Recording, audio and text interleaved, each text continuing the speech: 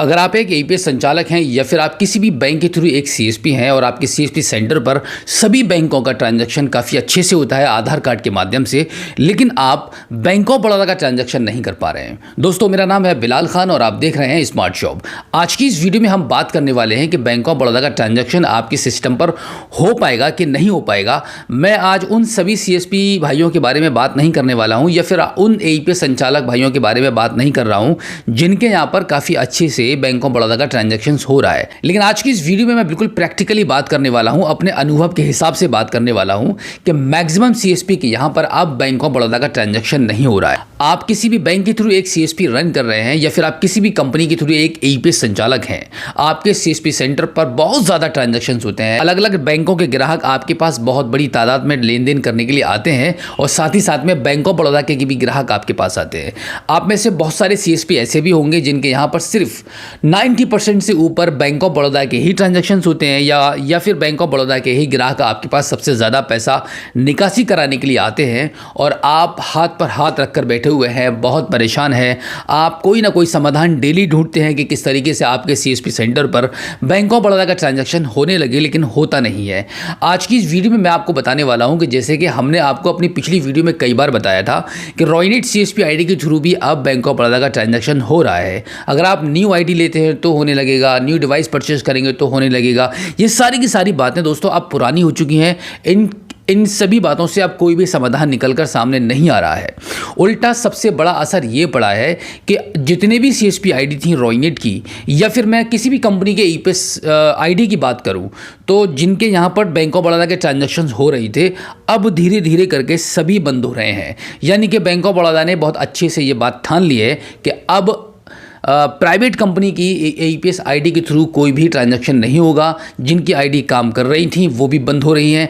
मैं अपनी CSP ID, मैं अपनी एपीएस आईडी के बारे में अगर आपको बताऊं तो बिल्कुल प्रैक्टिकली बता रहा हूं कि अब हमारे रॉयनेट सीएसपी आईडी के थ्रू भी बैंक ऑफ बड़ौदा के ट्रांजैक्शन के करने पर आधार कार्ड के माध्यम से सस्पेक्टेड फ्रॉड का एरर आने लगा है। बहुत ही दुख के साथ मैं आपको ये बात बता रहा हूँ कि यहाँ पर अब बैंक ऑफ बड़ौदा का कोई भी काम हमारे सीएसपी आईडी पर नहीं हो पा रहा है। ना तो स्टेट बैंक ऑफ इंडिया की सीएसपी साइट के थ्रू हो रहा है और ना ही किसी भी कंपनी के एपीएस आईडी के थ्रू हो पा रहा है। यानी कि आप ये मान के चल सकते हैं कि बैंक ऑफ बड़ौदा अब बिल्कुल भी परमिशन नहीं दे रहा है। आप किसी भी बैंक के सीएसपी हैं तब भी ट्रांजैक्शन नहीं हो रहा है। आप एक एपीएस संचालक हैं, किसी भी कंपनी के थ्रू आप आईडी चला रहे हैं तब भी आपके सेंटर पर ट्रांजैक्शन नहीं हो पा रहा है।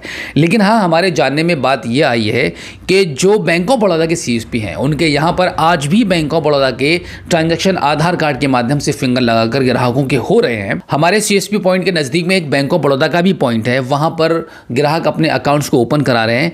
वहाँ के ग्राहक जब हमारे सीएसपी पॉइंट पर पैसा निकालने के लिए आते हैं तो यहाँ पर अब बैंक ऑफ बड़ौदा का कोई भी ट्रांजैक्शन नहीं हो पा रहा है। लेकिन जब उन ग्राहकों से जिनका ट्रांजैक्शन हमारे पास नहीं हो पाया उनसे हमने पूछा, जब वो रिटर्न दोबारा किसी काम से हमारे पॉइंट पर आते हैं, तब हमने उनसे ये सवाल किया कि आप हमारे यहाँ उस दिन पैसा निकालने आए थे तो आपने अपना पैसा कहाँ से निकाला? तो उन्होंने हमें बताया कि जहाँ से हमने अपने अकाउंट को ओपन कराया था उसी पॉइंट पर, उसी बैंक के सीएसपी पॉइंट पर जाकर हमने अपनी निकासी कर पाए हैं, वहाँ से हमारा पैसा निकला है।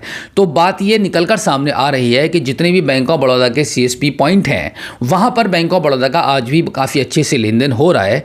लेकिन इस बात का मुझे बिल्कुल भी आइडिया नहीं है कि सभी बैंक ऑफ बड़ौदा के सीएसपी पॉइंट पर लेन देन हो रहा है या कुछ ही पर हो रहा है।